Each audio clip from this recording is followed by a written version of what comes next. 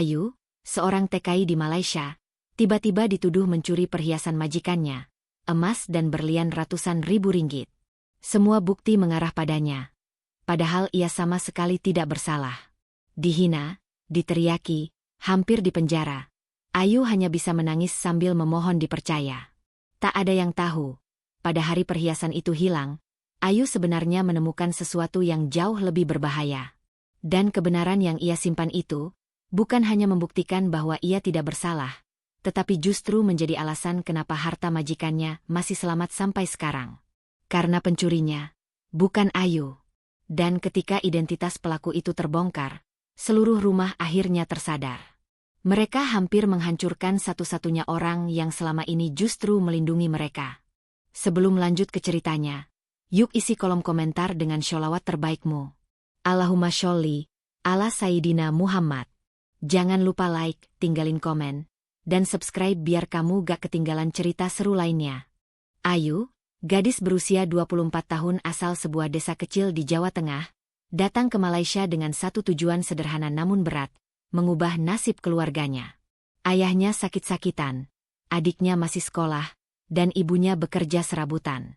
Sejak pertama kali menapak di Kuala Lumpur, Ayu sudah berjanji pada dirinya bahwa apapun yang terjadi, ia akan bertahan.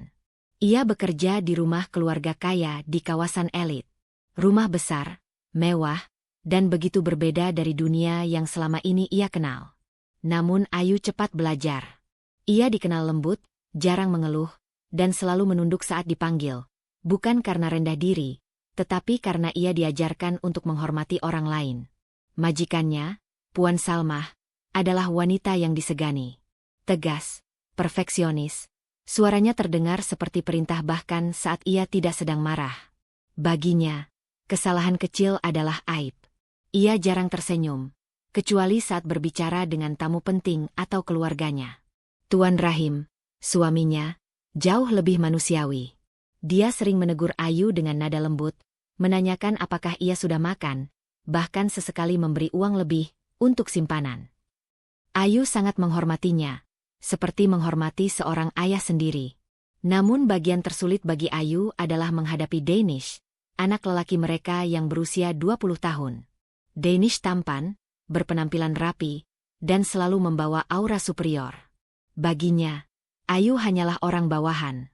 Ia sering lewat tanpa menatap wajah Ayu, atau menyindirnya dengan bahasa yang Ayu tak selalu mengerti tetapi cukup untuk membuat hatinya perih. Meski begitu, Ayu tetap bekerja dengan tulus. Ia bangun paling pagi, tidur paling malam, dan memastikan setiap sudut rumah bersih. Setiap kali merasa lelah, Ayu hanya mengingat pesan ibunya. Nak, sabar ya. Rezeki orang sabar takkan hilang. Itulah yang membuat Ayu kuat. Itulah yang membuatnya tetap tersenyum meski hatinya sering ditusuk kata-kata kasar. Ia tidak menuntut kekayaan. Tidak menuntut penghargaan. Ia hanya ingin satu hal, mengirim uang ke kampung agar keluarganya bisa makan dan hidup layak. Ayu tidak pernah menyangka bahwa rumah megah tempat ia bekerja itu akan menjadi saksi tuduhan yang bisa menghancurkan hidupnya. Dan ia lebih tidak pernah menyangka bahwa pada akhirnya, nasib keluarga kaya itu justru akan berada di tangannya. Pagi itu seharusnya seperti biasa. Ayu bangun sebelum matahari terbit, menyeduh teh untuk Puan Salmah, lalu mulai membersihkan rumah. Namun suasana mendadak berubah ketika suara teriakan menggema dari lantai atas. Suara itu, tajam, tinggi, dan penuh kepanikan. Suara yang hanya muncul saat Puan Salmah benar-benar marah. Rahim, Danish, cepat naik ke sini. Ayu tersentak. Seluruh tubuhnya merinding.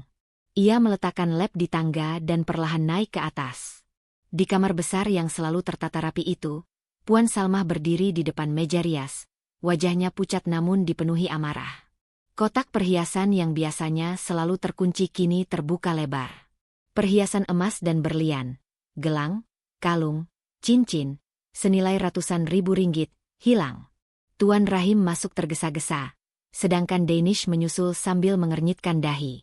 Puan Salmah menunjuk kotak itu dengan tangan bergetar. Semua hilang. Semua.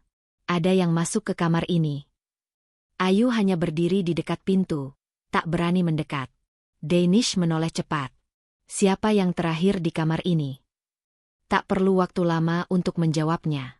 Puan Salmah memandang Ayu dengan tatapan menusuk. Ayu, kamu yang bersihkan kamar ini tadi pagi, kan? Ayu mengangguk pelan. Iya, Puan. Tapi saya. Jadi kamu orang terakhir di sini, sela Puan Salmah, suaranya dingin dan penuh tuduhan. Darah Ayu serasa turun ke kaki. Jantungnya berdegup cepat. Saya tidak ambil apa-apa, Puan. Demi Allah saya tidak. Danish mendecakkan lidah, tatapan meremehkan menancap seperti duri. Semua orang yang mencuri juga bilang begitu. Ayu menelan ludah.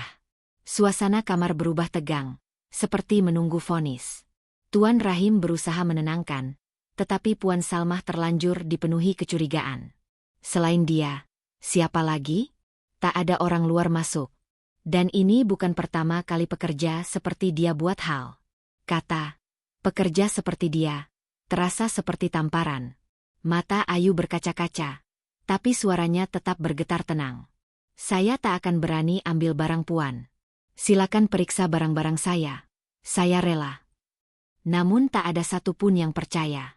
Bahkan ketika Ayu menunduk memohon agar mereka mempercayainya, yang terdengar hanya bisikan sinis Danish, dan gemuruh kecurigaan yang semakin kuat dari Puan Salmah.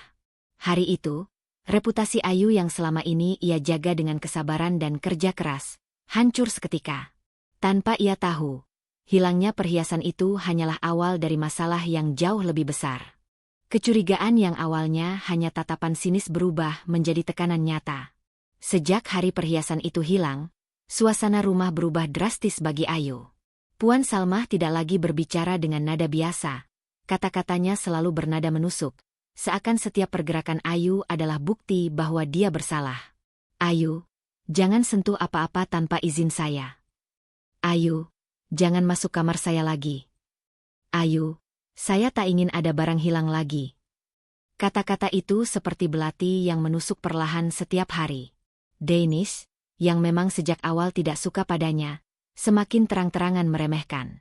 Saat makan malam, ia bergumam keras. Anehnya, barang hilang pas ada orang dari kampung kerja di sini.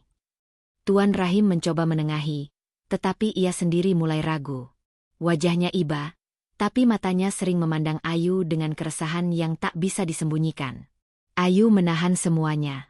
Ia tetap bekerja, tetap membersihkan, tetap memasak, meski hatinya tercerai-berai.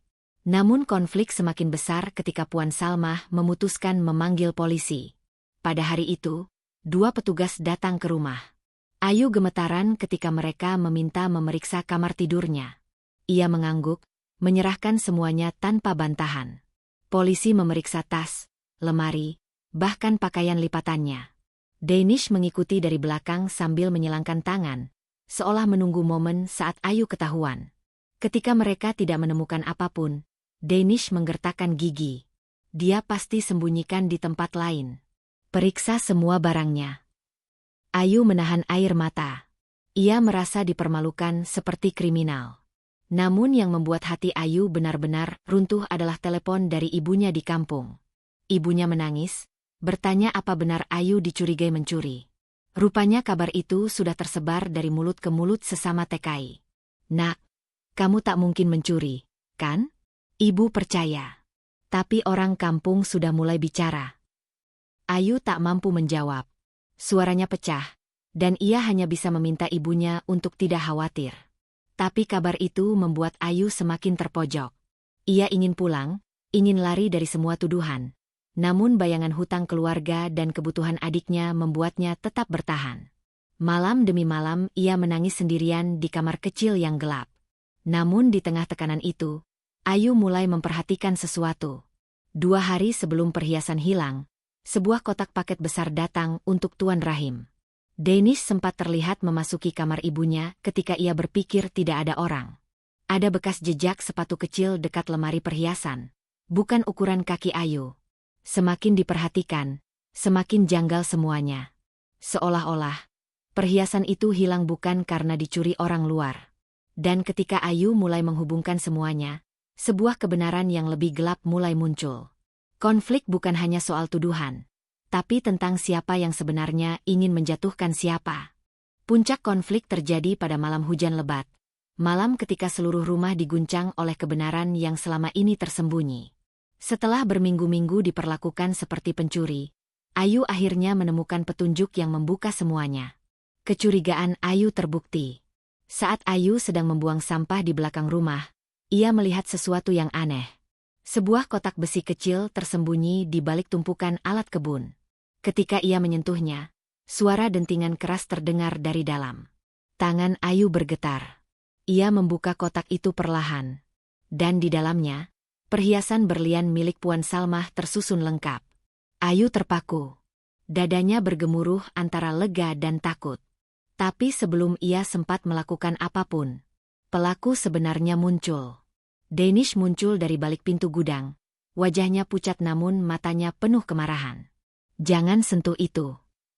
Ayu tersentak. Tatapan Danish berubah. Bukan lagi sinis seperti biasanya, tapi panik. Danish menarik napas keras, lalu berkata dengan suara terpecah. "Ibu terlalu keras.